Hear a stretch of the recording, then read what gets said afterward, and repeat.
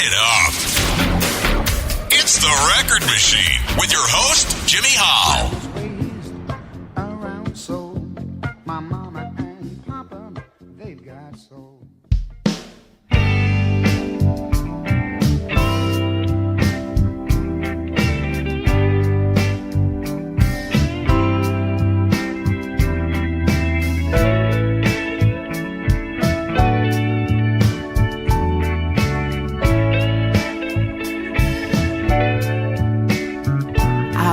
Raised around soul. My mama and papa, they've got soul. And every Sunday my soul was enriched with the force of emotion. Force of emotion. And I'm so glad today I was raised a soul.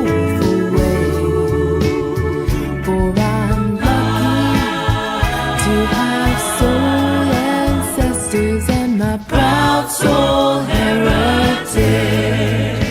You've got soul, I've got soul, all God's children, we've got soul. Soul goes back to my family tree, right from the roots on up to me. All God's children will have just like their mama and papa's soul. And as we go through life and face our strives, we'll have a proud soul heritage. You've got soul, I've got soul, all God's children, we've got soul. Soul goes back to my family tree, right from the roots on up to me. All God's children, they will have soul, just like their mama and their papa's soul. And as we go through life and face our strives, we'll have a proud soul heritage. You've got soul, I've got soul, all God's children, we've got soul. Soul goes back to my family tree, right from the roots on up to me. All God's children will have soul, just like their mama and papa's soul. And as we go through life and face our strives, we'll have a proud soul heritage.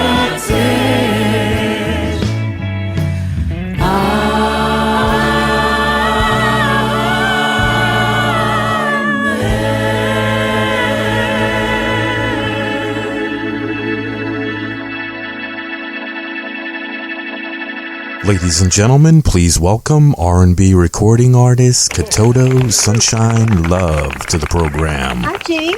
It's nice to meet you. Nice to meet you too. Where are you residing these days? I live in Newport Coast in California. Where is that? It's right next to Newport Beach. Oh, okay. Yeah. I haven't been out. I have a friend that lives in North Hollywood. The last time I was out there in California was probably close to 20 years ago. And I stayed a whole month out there.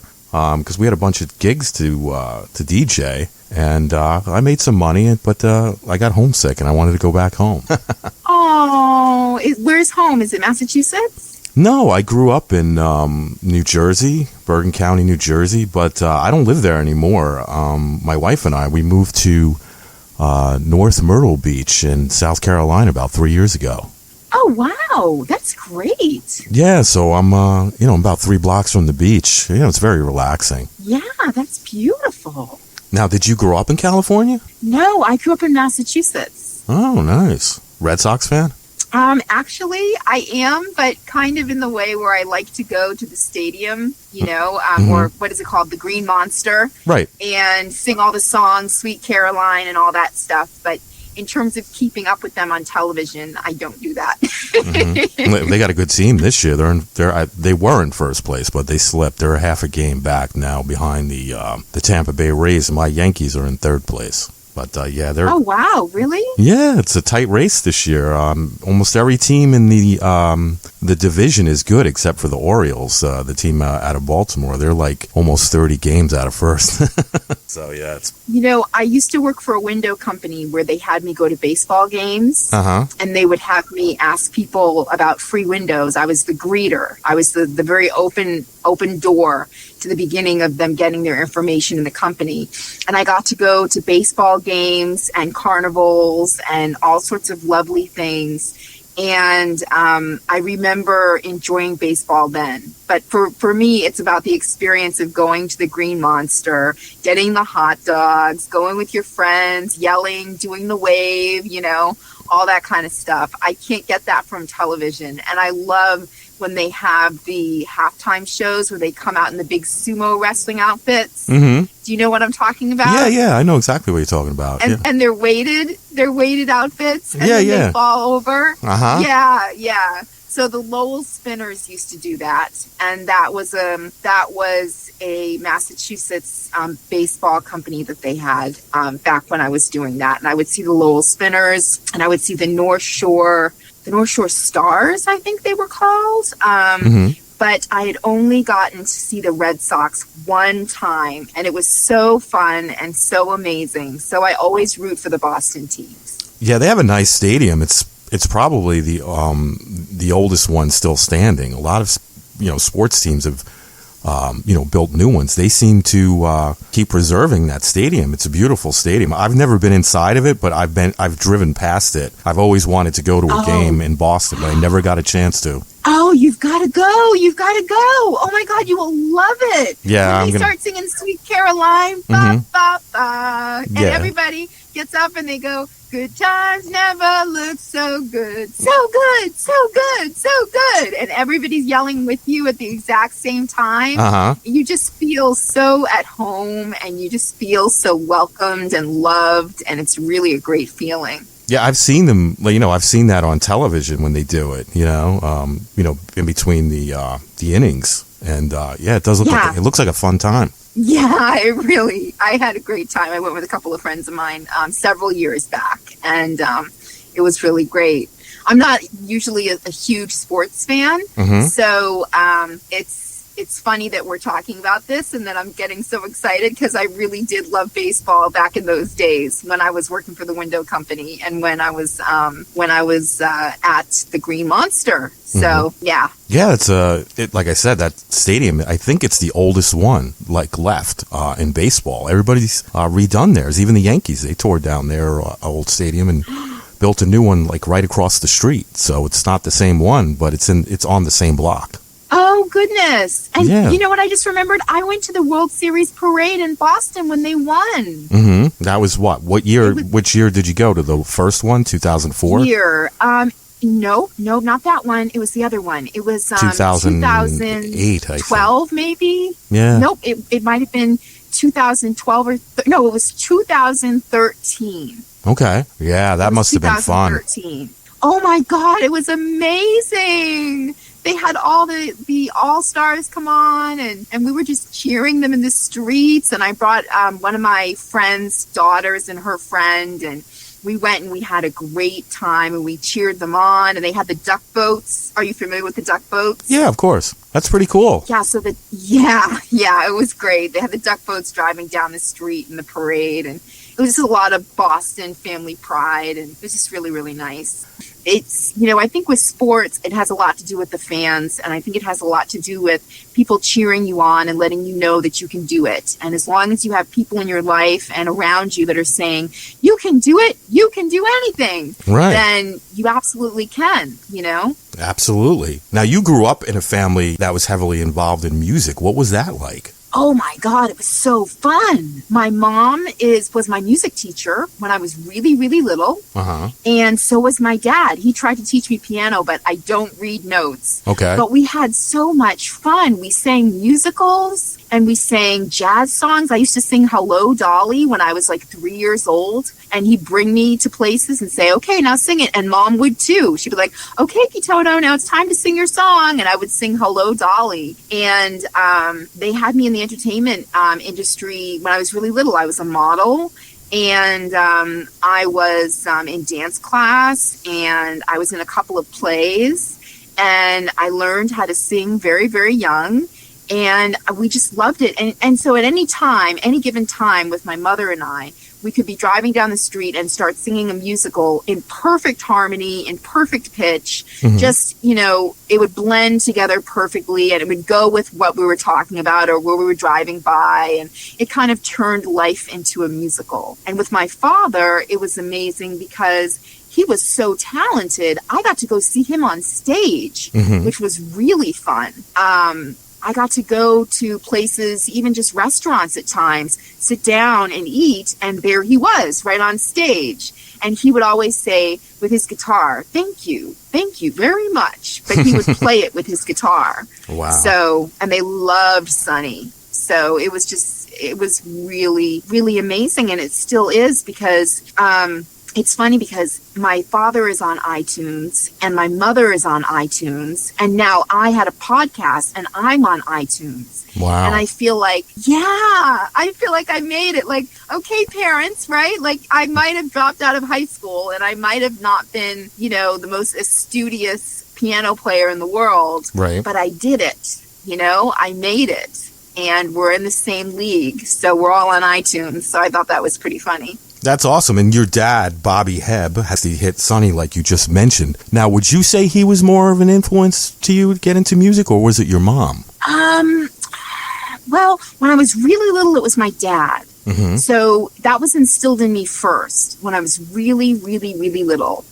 They said, you're going to be bigger than your dad. You can do anything you want to do, which is so important to say to a child, because you want to make sure that they believe and that they have that kind of cheerleading team around them, letting them know that they can develop their talents. Right. So, so later it became my mom, though, because she started writing this album that took her years to write, and she let me be a part of it. And we would just sing together all the time. We just sang, and I remember she was my music teacher at a summer camp that I went to. Mm-hmm. But then, of course, it was Daddy, too, because any instrument that I tried to learn, I don't read sheet music, but I do write songs. So I'm like, not Irving Berlin. Is it Irving Berlin who was friends with Cole Porter? He used to hum songs, and then Cole Porter would compose them for him. Mm-hmm. So that's kind of how I am. I will sing a song and somebody will arrange the music for me. But Daddy would learn the viola when I was learning the violin. He had a saxophone while I was playing the clarinet. He also had a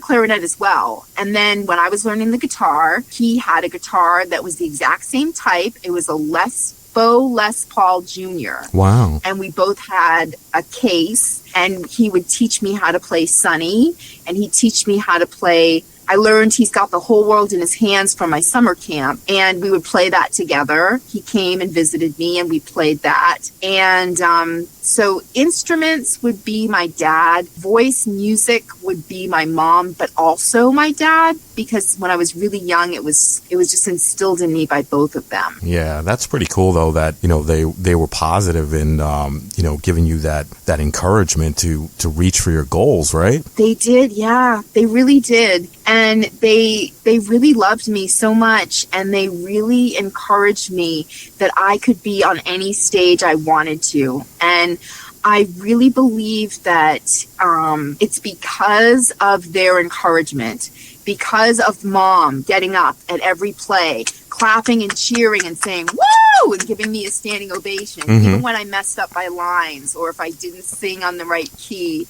And because of Dad always being there with me, learning every instrument that I learned, being with me every time, you know, practicing with me. He used to come over my house when I was in my 20s, and we used to sing Never Can Say Goodbye, Summertime, and Cabaret. Nice. And we would practice. He would play the piano or the keyboard that I had, and I would sing, and that was what we did. We got along so well with music, and that's how our family is. On both sides of my family, we both get along so well with music. We're both musical families on both sides, so I just was really, really blessed musically. That's pretty cool. You want to hear a funny story? A couple weeks back, I'm just watching TV, and all of a sudden, this commercial comes on, and it's a Peloton bike, and people are, you know, riding this bike. And towards the end, I start hearing a remake version of Sunny. Now, this is before I even knew that you were coming on the show. Like, I didn't even know Joe Viglione at this point. And I says to my wife, I go, I really dig this version. I said, I love the original. The original song is great. I said, but whoever's doing this is doing a good job on it. And she's like, yeah, I like it. I remember that song. And I said, yeah. So it was like a week or two later, all of a sudden I get a message on my website, and it's Joe Viglione saying, hey, how you doing? You know, I was wondering if you'd be interested. And, you know, I have a few artists that are really good, and your name was one of them. And I started looking at the email, and I seen the videos that he sent me and everything. I was like, wow, this is pretty cool. I'd love to have her on, you know? And here we are talking. I think that's pretty cool, right? Wow. Yeah, that is kind of cool. It's like synchronicity. That's what my belief system is. I believe in synchronicity and things kind of happening in this beautiful way where there's coincidences over and over again until you have to say, okay, I guess it's not a coincidence. There's somebody out there in life who loves me, and they're just making good things happen in my life. Yeah, because I've never met Joe before. Up until then, I mean, he just sent me an email with you know, your story in it and your videos and links and all that great stuff. And I went over and I was like, wow, she's really great. I'd love to have her on, you know. And then all of a sudden, here we are, right? Thank you. You know. Thank you. Yeah. So speaking of some of those songs that I heard, this podcast is going to feature two of those songs, Proud Soul Heritage and Love You. Can you talk about those songs a little bit? Yes, I can. It was such an honor. Thank you for asking. It was such an honor to record those songs. And Proud Soul Heritage is a song that I absolutely adore because it was written by my father about our family, for our family. And it was so beautiful. He used to sing it to me, and because he would play piano sometimes, and I'd be a little girl, so I'd want ice cream or television or Barbie dolls, and I'd get bored, right? And he'd say, I know what you want. And I was raised around soul. My mama and papa, they've got soul. And I'd be sitting there, and my smile would be so wide, and I'd be so happy. All he had to do was get into that song. So the fact that I got the opportunity to sing it professionally was just amazing, especially since they used his voice in the beginning of the song. It was meaningful because he had passed away, and I felt like I was able to honor him. That's great. And then you have Love You too, right? Love You was beautiful because at the time, my mother taught me how to sing like an actress. My father taught me how to sing like a stage performer. So I sing best when I sing like an actress. And she told me to feel the emotion of the song. And for one thing, I was so happy for my dad that he was in love when he wrote the song. And the other thing is that I was so happy for myself that at the time I was in love.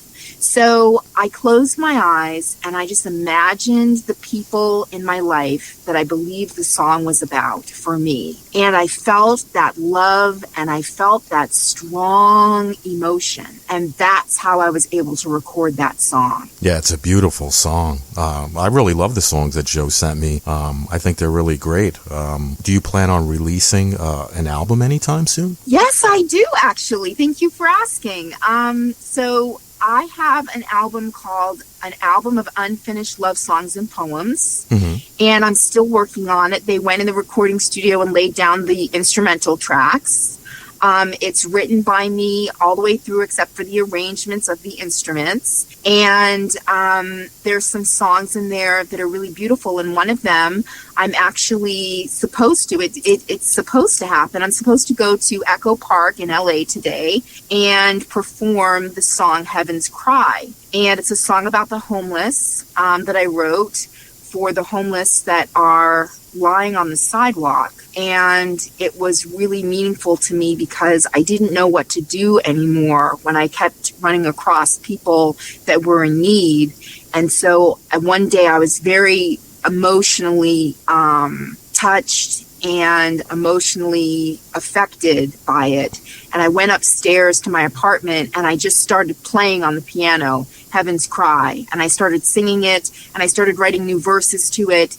And it just brought all that emotion out. And the point of the song is to raise awareness for the homeless. That's great. I read somewhere that you're a huge advocate for the homeless. Yes, I am. I really care a great deal for the homeless. When I was a little girl, I had a friend whose name was Charles, and I was about 4 or 5 years old when I first met him, but I don't remember that young, but I do remember being about 6 or 7 years old, and I remember he was my friend, and I called him Chocolate, and he was my friend, and he was homeless. And ever since then, I have always had a heart for the homeless. We lived in a city where there was a homeless shelter downtown, and I remember wondering, Mommy, why are they sleeping on the sidewalk? Why are they sitting on the sidewalk and not inside where it's warm? We had winters in Massachusetts. So it was very confusing to a little girl. And as I got older and I got to meet people and I had my own experiences in life of meeting different homeless people, I realized that there was something I had to do. I couldn't just pray for them or walk by anymore. I had to make sure that whether it was convenient or it wasn't, that I stopped and I did something. And I try to do that almost every time I run across somebody, unless this is the hardest thing for me. If they're on the highway, on the side of the highway, and you're at a light and it's green and you have to go when you're coming off the highway, and they have a sign and there's a green light and you have to go because you're holding up traffic. Right. There's been times that I've been known to hold up traffic and keep my window down and pass them money. But then there's other times that could cause an accident, so I haven't done it. Yeah. And I've made sure that when I see them in person on the sidewalk is when I help them. Yeah, that's great. I mean, it's ongoing, especially with veterans, right? I mean, they come back and then they have trouble, finding jobs and stuff like that, and then they kind of lose their way, I guess, right? Yeah, and the thing is that we can't assume as people exactly why they're homeless or why they're lying on the sidewalk. They may appear drunk, but they could be sick. You know, they may appear like they're going to be somebody who wouldn't be grateful, but I've met people on the street that have said, I'm friendly, come up to me and talk to me, we can talk about anything. They really just want to be part of society. It's not about them trying to, how do I put it? It's not about them trying to get society to take care of them. It's more about them falling on circumstances that couldn't be avoided for whatever reason that brought them to where they are now. Right. Yeah, some people don't have, someone to help pick them up when they're on bad times, Yeah, some people don't. But one thing that I'm really grateful for is a lot of the churches that I've been involved with in my lifetime have helped the homeless. There are a lot of other organizations that do as well. I worked at a homeless shelter briefly that worked with people with addiction and young mothers who had children and they were homeless. And there's a lot of organizations out there. But one thing that I've noticed about churches, a lot of churches will go out there and they will spend all day in the hot sun and they will offer free prayers, free hugs, free hot dogs, free food, free clothes, free this, and they'll simply say, God loves you. And they just want to offer them love and support, and they don't try to push it down their throat or anything like that. They welcome them. They say, you're welcome to come to our service if you'd like to. And one of the things that I've seen is them actually change lives that way, because I've seen personally people that were on the street come to the service, eat the hot dog, join the church, later get a job, place to live, get married. All these things actually happen. And so I don't have any favorites, but I do have to say thank you to every church out there, ones that I don't even know about, all across the globe, who help the homeless, because you're doing something that my heart really is grateful for. Yeah. Your experience with the homeless, is that how you got into being a life coach as well? Life coaching was more about counseling. So I'm an advanced biblical counselor, but I'm also a Reiki practitioner and a theta healer. So it's kind of like I'm an all faiths minister is what I am. And it started with learning about substance abuse counseling. And when I learned about that, I was able to learn about other counseling, and that was the advanced biblical counseling. And then I learned about assertiveness coaching, and I learned about life coaching with angels. I work with many different spiritual beliefs and practices. So I think with the homeless, it's part of it. But for me, it was more about people that are just falling through the cracks in general. Right. It's rough times now, especially after the pandemic. A lot of people that weren't on hard times are even on hard times now. So it's been a rough year and a half, 2 years. Wouldn't you agree? Well, this is the interesting thing. I practice a prosperity mindset. So during the pandemic, I watched something by Mary Mann Morrissey, which was about success and money and how you are stronger than your circumstances. And it inspired me to write a book. It was something that was free. It took me less than an hour to write, and it's a children's book. And it's called The Adventures of Papa and Sunshine. And it's about me and my dad when I was very little, and my mom as well. And I've met other people that use the pandemic to be very innovative and create products with scientists, with to write books, to develop new businesses. I'm not saying that there weren't hard times, but my experience was more of having a prosperity mindset and saying, I am stronger than the circumstance of COVID. What can I do with what I have? And that's one of Mary Morrissey's favorite expressions. What can you do with what you have? And what I did was I wrote a book, and it sold out on Amazon and sold out in Target, and people really like it. So I have a lot of empathy for what people are going through. I would also suggest, though, draw a picture, write a book, write a memoir, write one poem, and see where it takes you, because you don't know, you could publish a book on poems by writing that one poem. The pandemic made people have to change their trajectory, and they had to change what they were doing. But in order to have that positive mindset, even in a situation like that, I believe it takes creativity. And everybody has that, and everybody's capable of that. And my heart goes out to those who are not in a situation or don't have the means or the resources to do that.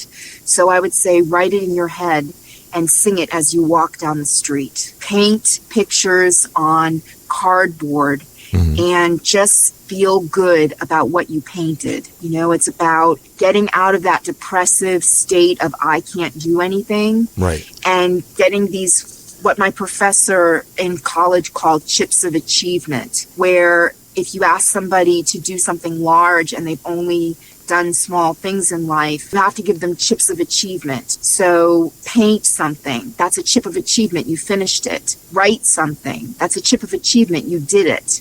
And then sooner or later, you'll have 500 chips of achievement in your hand, and you'll be able to write that book, or write that poem, or write that musical, or do what you didn't know you had inside of you, that you were forced to come out because you were forced to stay in, really, with the pandemic. Now, you wrote that book during the pandemic. Will there be another book? Yes, I wrote the sequel, and it will come out in a few months. Nice. Very nice. Thank you. You actually found another thing that you're good at, I guess, right? Yes, I'm actually good at writing this children's book. That's awesome, though.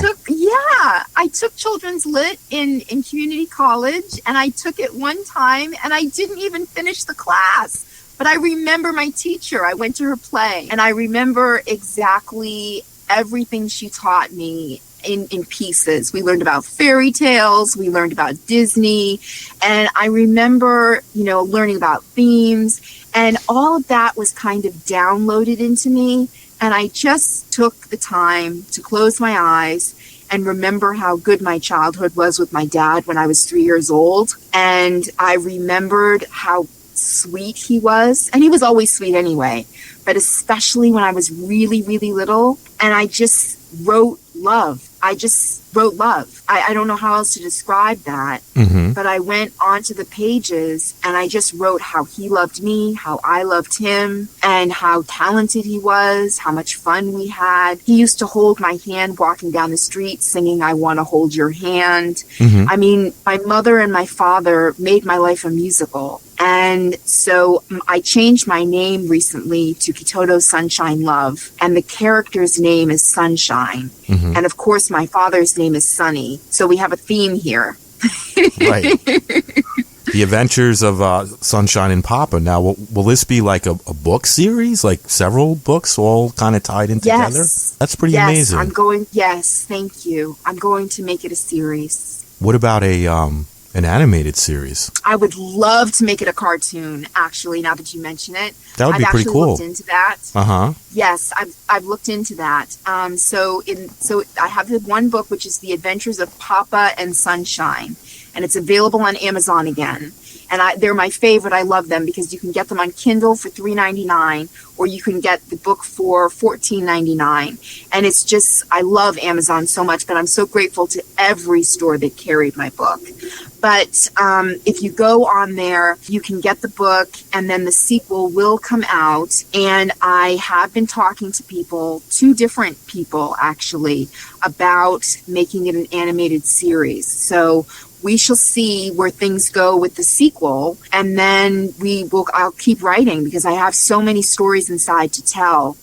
When I was a little girl, I used to joke with my mother and put on characters. I was an actress, so I used to put on characters. And one of my characters used to say, "So many stories to tell, so many stories to tell." And I have them, and I'm going to write them for children, and I'm going to write them to honor my family and all my friends too. That'd be very cool. I mean, to have a whole book series and then maybe an animated cartoon, like just telling those stories every week, maybe like one episode a week or something like that. That would be pretty cool. Yeah. Wouldn't that be great? And you can act in it too, right? You do a couple voices in it. I could be Mama. I could see you doing. You have a great voice, so I could see you doing voiceover acting. Thank you. Now, do you enjoy performing music on the stage as well as recording music in the studio? I have stage fright. Do you really? How is that possible if you performed at the Apollo Theater in 2014? Don't you have to have your A game when you go to the Apollo? Well, I don't know how I got a standing ovation at the Apollo. I think that it was God. I think that it was Christ. I think that it was angels. I think that it was ancestors. I think that it was the move of God, to be honest with you. But today I'm supposed to sing, and I'm drinking what's called a medicine ball from Starbucks. It's where they mix teas if you have an illness. If you have like a cold or a cough or a sore throat, you can get something called a medicine ball. And I got it because I wanted to heal my throat so that I can sing loud enough. I'm not a chest voice, diaphragm singer. I sing from my head voice, and I sing very softly unless I'm singing a song that I'm very, very familiar with that someone else sang. And then, like an impersonator, I can sing and belt out any song like that. Wow. But almost any song. But when it comes to my own music, or a song that is in a certain type of music, I can't always do it. So I'm very good at singing musicals, and I'm good at singing worship songs, and I'm good at singing folk songs. Those 3 genres I can do. Pretty cool. So you're going to be a little nervous then later then, right? I'm nervous now. Well, hopefully you get through it. I will.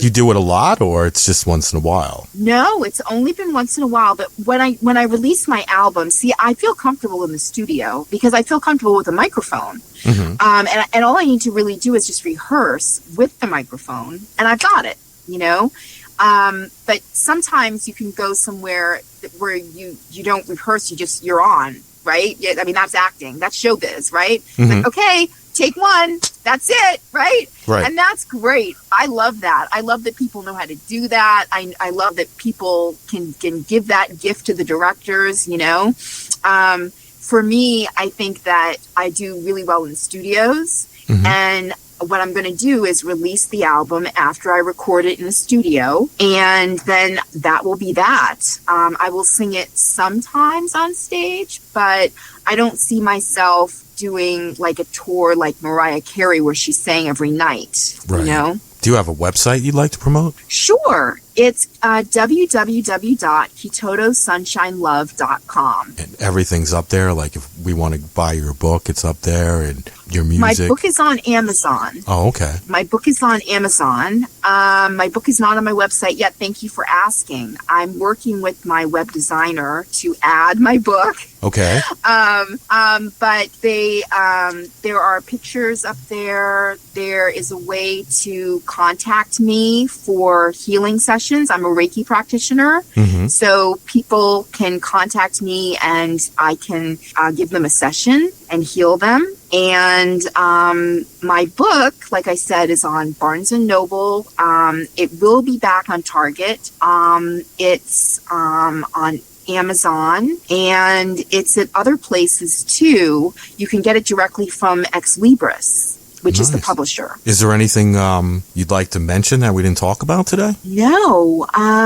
I would say everybody out there, if you're concerned about this pandemic and you're concerned about what's been going on with people, some people wearing masks again and everything, keep your head up, keep a positive mindset, and pray and have faith, because I believe that we're going to make it through. And I believe that it's going to be easier than it was before, because we already went through it and now we know what to do. So just keep your head up and try something new. Try anything new at all. It could be cooking. It could be making cookies if you've never made cookies, and some people haven't. It could be anything new. Try something new and you'll see your creative juices start flowing, and you will become something that you were not before this pandemic happened. It's almost like we go in as caterpillars and we emerge as a butterfly. I think that's great advice. I really do. Well, I want to thank you so much for coming on the show and chatting with me today. It's been a pleasure, and I want to wish you much success. You're welcome. Thank you. And anytime for me too, it's been wonderful. Yeah, I mean, I can't believe almost 40 minutes went by already. I've had so much fun chatting with you, though. Yeah, it's been great. Anytime you want to come back on, talk to Joe, and we'll set it back up. Oh, I would love that. Absolutely. When my next book comes out, I will let Joe know, and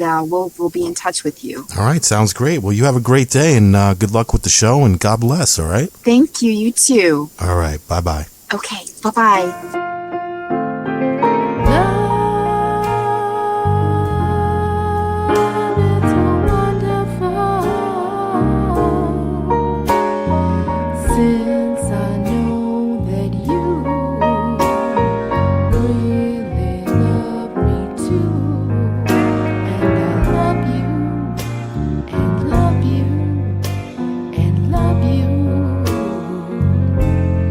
Yes, I do.